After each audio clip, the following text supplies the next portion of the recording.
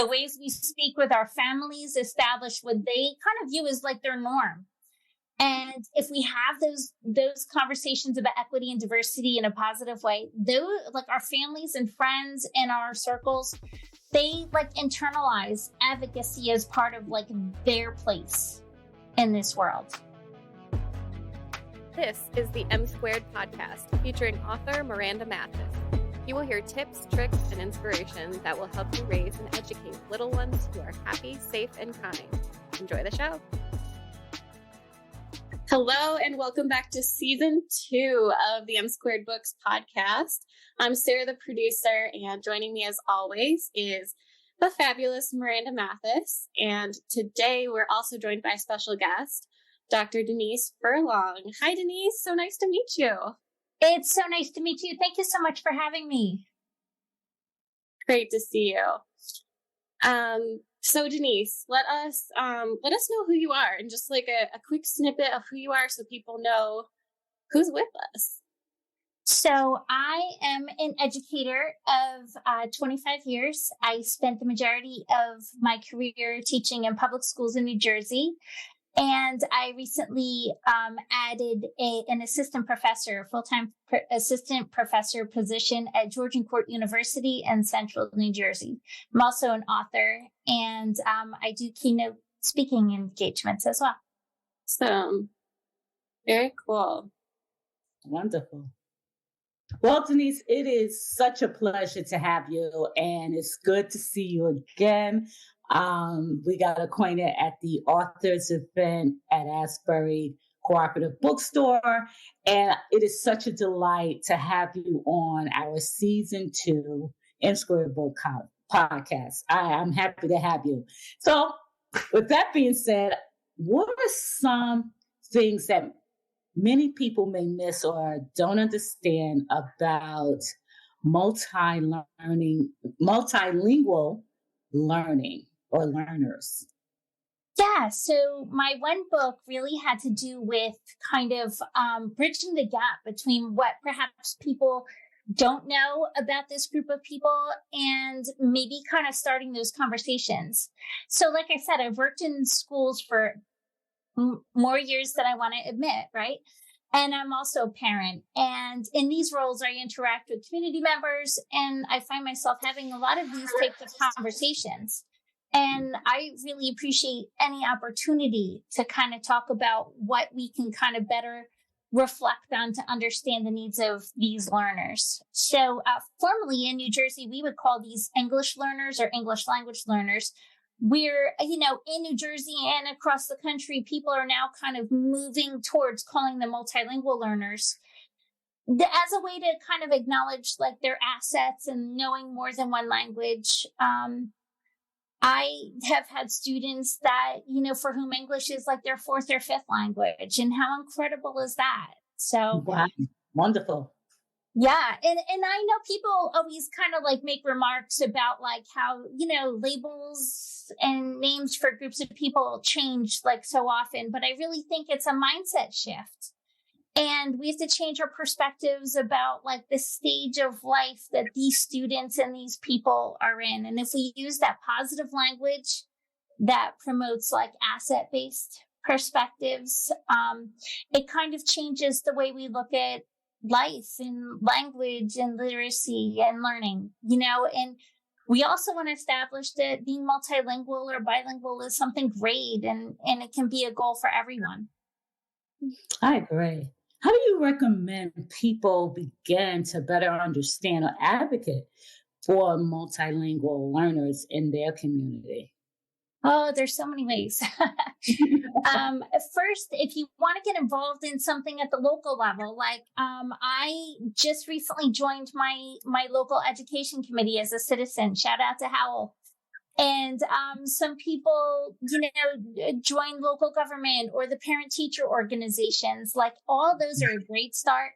And in these roles, we can talk about those small shifts that can turn into big changes. With our families, we can attend like local festivals, local events that highlight different cultures. And it's a great way to kind of engage with your community and also show your family and your neighbors and your friends, different ways that, we have things in common, Asbury, Howell, Freehold, we have Hispanic festivals. We have Russian Orthodox church fairs. We have Lunar New Year events. There's so much more. So I find that on like local social media, which could be so stressful sometimes, I know now, but there are great places to really find out about these types of events, to kind of engage with other communities in positive ways. And one other way is to kind of become a learner yourself. You could learn another language, whether you take a class, or I still do Duolingo every day, or something like that. Or even just make it a point to keep up on world events. So as community members, as educators, as readers, that's really a great way to kind of like broaden our own world views as well. Our world is so diverse, and we have to teach our children to embrace diversity, embrace differences. So what can you tell parents to do as far as teaching their kids about diversity and encouraging them to embrace it? So I'm a firm believer that advocacy starts at the dinner table. The ways we speak with our families establish what they kind of view as like their norm. And if we have those conversations about equity and diversity in a positive way, like our families and friends and our circles, they like internalize advocacy as part of like their place in this world. Also, like parents and teachers, adults, aunts, godparents, read diverse books together and also donate them to the schools. So not only do these books spark conversations about understanding perspectives that could be different than our own, but it's also important for us to see ourselves in literature. And I find all the time that people might be surprised that you might be thinking that you're picking up a book that might be, that window, that book that you're not going to see yourself in. But you really do. You see yourself, even though those characters and those events don't, appear to be similar to your experience. And last thing, like just model learning and being curious and being respectful about others who are different than we are. And let's all be learners throughout our lives. Yes. Do you have any insight on how teachers can also foster diversity in their classroom environment that is welcoming, first of all, and helpful to my multilingual learners? So all these things we talked about, like in the community, teachers can do this too. Show that we value differences and that we are all learners. Embrace mistakes as part of learning, especially as students are learning like language and literacy. Celebrate languages and cultures outside of special months, because we all know we love Hispanic Heritage Month. We love Black History Month. We Asian American Pacific. We love those months, but they can't be the only time that we're embracing those cultures. Take a genuine interest in all your students and like find joy in all this. And you know what?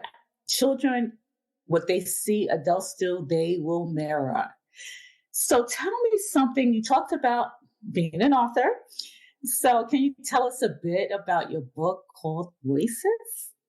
Yes. So I have a copy here, and it's called Voices of Newcomers, and I wrote it locally while I was still a public school teacher in Freehold. And a lot of the interviews and quotes and things like that came from like different places in New Jersey with my friends who are teachers and my students and their students and things like that. So I like to say it's part ethnographic study, like where we're kind of getting people's voices, and it's part how to amplify those voices, how to provide connections and access in the classroom. So, it was definitely my baby. And then, know it again? show the book up. Yeah. The book up. So Quick. Okay. Yeah. And then Well, from there, I was teaching in one of the university classes, and we were talking about mirrors, windows, sliding doors in literature. And I spoke to my friend Sarah, and we realized that like her children are Chinese American, and they both have severe allergies. And I said to her, do your kids have any books where they could see themselves? And she said no. So we wrote one. And yeah, that's it. And so this is written by 2 teachers and the illustrator. Isn't it gorgeous? Yeah. So really proud of what we're doing. And thank you so much for letting me share it.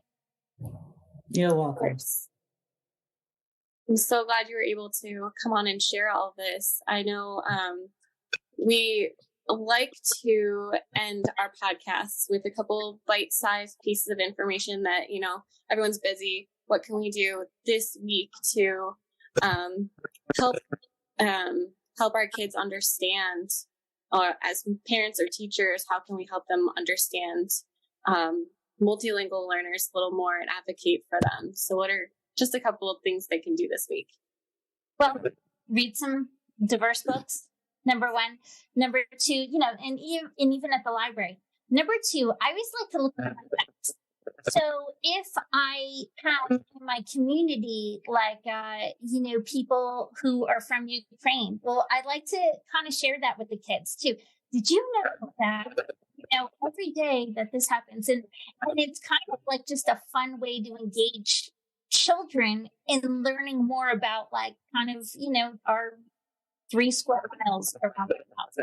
So things like that. Also, just kind of following those world events, you know, and kind of having those conversations about, you know, just what's going on in, you know, in the world around us, and practice languages. Nothing builds more empathy for language learners than going through it ourselves. Oh, that is so true. Absolutely true. It's hard. Yes. So finally, we just want to know a little bit more about, I know you told us about your books. We want to know more about your passion, your business, your mission. So please share that with us and how people can reach out to you if they want to, and how they can get your books. So the books are available Amazon and Barnes & Noble and places like that. We really have been kind of having these great conversations that, you know, are taking us all, I think, out of our comfort zone. And that's the whole thing, is that, you know, stepping outside of what is comfortable is where we're all going to learn. So I have a consulting business where I work with like local school districts, and I do keynote speaking and things like that to talk about different ways to engage with these learners and to support their teachers, because teachers, parents, community members, we all need to kind of like support one another in being vulnerable and learning from each other. So, and I can give you the links for the books and for my website. We'll add those to the show notes. Yes. Excellent. Excellent. I thank you so much, Dr. Furlong. It was incredible. And I appreciate you being a guest on N Squared Books podcast. Appreciate it very much.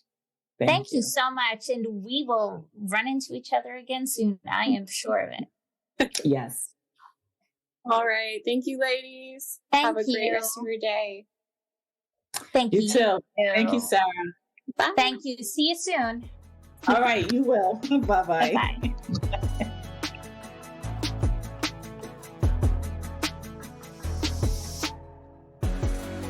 Thanks for listening. Head over to msquarebooks.com where you can find all the latest books and hear about upcoming events like live readings.